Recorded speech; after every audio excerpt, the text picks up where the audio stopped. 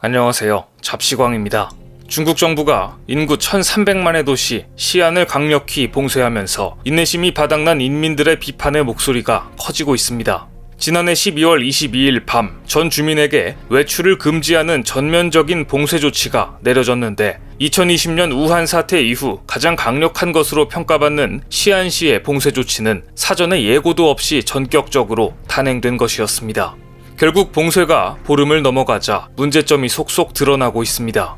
시안 시민들은 웨이보에 먹을 것 때문에 걱정을 하게 될 줄 몰랐다. 이 빵을 먹으면 남은 빵이 겨우 하나뿐이다. 시안의 물품이 충분하다는 뉴스는 그저 뉴스에 불과하다면서 식재료마저 부족한 실정을 폭로하고 있습니다. 지난해 12월 31일에는 만두를 사러 나간 주민이 방역 요원들에게 구타까지 당한 사건이 알려져 공분을 사기도 했고, 급기야 융통성 없는 통제로 인해 심장병 환자가 숨지고 산모가 병원 문 앞에서 아기를 잃는 일까지 벌어졌습니다.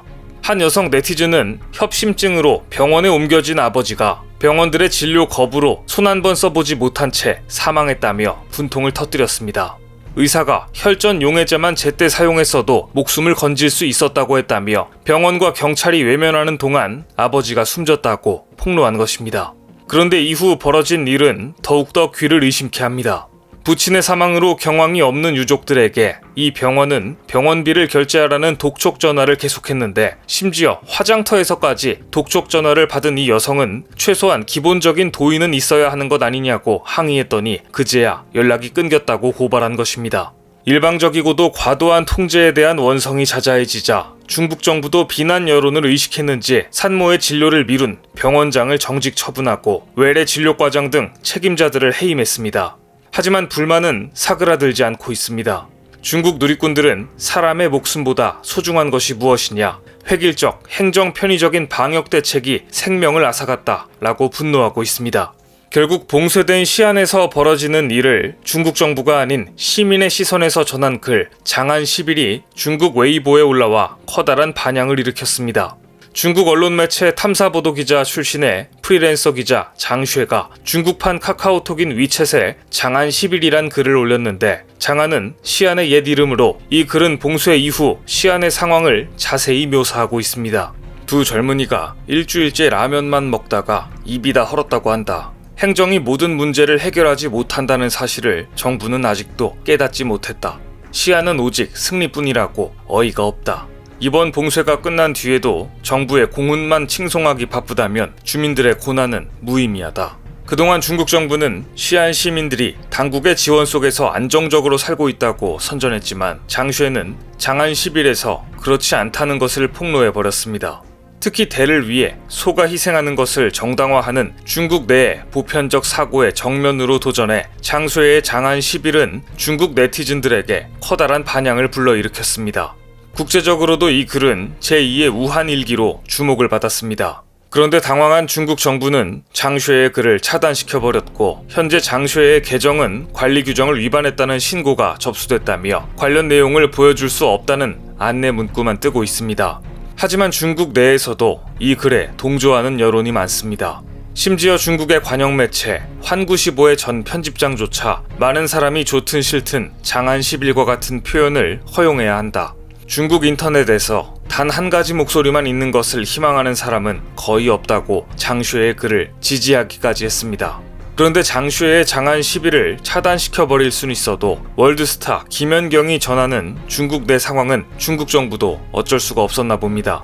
중국 리그에서 뛰고 있는 김연경이 최근 중국에서 14일 동안 자가격리를 하는 모습이 담긴 영상을 유튜브에 공개하자 그동안 전해지던 어떤 뉴스보다도 더 직접적으로 전 세계 팬들이 중국의 실상이 어떠한지 실감한 것입니다. 김연경은 얼마 전 먹고 싶은 음식들을 소셜미디어에 올렸더니 해먹으면 되지 않나, 한국 식당에 가라 라고 얘기하는 댓글을 보고 많은 분들이 자신이 중국에서 어떻게 지내는지 모르고 계셔서 올리는 것이라며, 자신은 지금 중국에서 폐쇄구역을 뜻하는 버블 안에서만 이동할 수 있고 호텔과 훈련장만 오가고 있다고 털어놨습니다. 격리 중 호텔에서 받은 식사를 보여주며 브로콜리, 새우, 감자와 고기, 그리고 뭔지 모를 게 들어있다라는 설명도 했습니다. 첫째, 둘째 날에는 음식을 보고 충격을 받았지만 5일 정도 지나니까 이제는 반찬이 뭐가 나올지 기대가 된다고 말해 고통 속에서도 웃음을 자아냈습니다. 세계적인 스타에게도 이런 대접이라면 자국민들은 어떤 상황에 처해 있을지 상상조차 가지 않는데요. 그런데 이런 대우를 받으면서도 중국 리그에서 뛰며 올 시즌 소속팀을 3위에 올려놓은 김연경 선수는 올해 중국 배구협회에 이해할 수 없는 결정들 때문에 제 기량을 100% 발휘하기가 힘들었습니다. 중국 배구협회는 시즌 개막에 앞서 팀당 외국인 선수는 한 명만 출장한다는 규정을 갑작스럽게 만들더니 시즌 도중 열린 올스타전에는 외국인 선수를 제외하고 중국 선수들로만 팀을 꾸리게 했습니다. 더 어이없는 것은 시즌이 끝나고 열리는 여자 배구 베스트 7 시상식에서도 외국인 선수들이 차별을 당했다는 점입니다. 특히 김연경 선수가 무관에 그쳐 배구 팬들을 황당하게 만들었습니다. 중국 배구협회는 베스트 7을 개인 성적을 무시하고 모두 중국 선수들로만 뽑아놓은 것입니다. 윙 스파이커 포지션인 김연경은 세트당 득점 2위, 세트당 서브 7위, 리시브 1위로 맹활약했고 팀 동료인 중후이보다 모든 부문에서 앞섰지만 상은 중후이에게 돌아갔고 베스트 7에서 외면받았습니다. 이래가지고는 앞으로 세계적인 선수들이 중국 배구 리그를 외면할 것으로 예상됩니다. 김연경 선수는 1월 10일 한국으로 입국했습니다. 항상 씩씩한 모습만 보이던 그녀는 입국 이후 일단 무조건 쉬고 싶다는 의사를 보인 것으로 알려졌습니다. 그만큼 중국 생활이 몸과 마음을 지치게 했던 것으로 보입니다. 봉쇄로 무너진 중국인들의 일상이 외부로 알려지는 것은 중국 정부에서 아무리 막는다 한들 이제는 쉽지 않습니다. 당장 김연경 선수와 같이 중국에서 고초를 겪은 외국인이 유튜브나 다양한 매체를 통해 실상을 알리는 것은 너무나도 자연스럽기 때문입니다. 최근에는 중국의 틱톡에도 이 같은 사진이 올라왔습니다. 마트에 있다가 갑자기 봉쇄 조치를 받고 그대로 마트에 갇혔다는 내용인데요. 중국 네티즌들은 오히려 생필품 걱정이 없어서 부럽다는 자조적인 반응을 보였습니다. 실제 오미크론 변이에 대한 중국의 이 같은 강력한 봉쇄가 앞으로 더 큰 문제를 유발할 수 있다는 경고가 나왔습니다. 미국 컨설팅 회사 유라시아 그룹은 올해 최대의 글로벌 리스크로 중국의 제로 코로나 정책의 실패를 지목했습니다.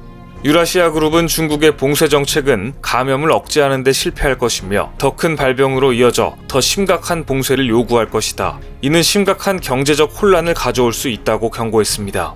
이제는 강력한 봉쇄보다 적절한 관리가 필요하다. 소나기는 지나갔으니 아예 비를 피하는 것이 아니라 적절하게 맞으면서 관리하는 게 나을 수 있다는 것입니다. 오늘 준비한 소식은 여기까지입니다. 댓글을 통한 여러분들의 많은 의견 기다리겠습니다. 많은 분들의 생각이 모였을 때 진정 가치 있는 지식이 완성될 것입니다. 시청해주셔서 감사합니다.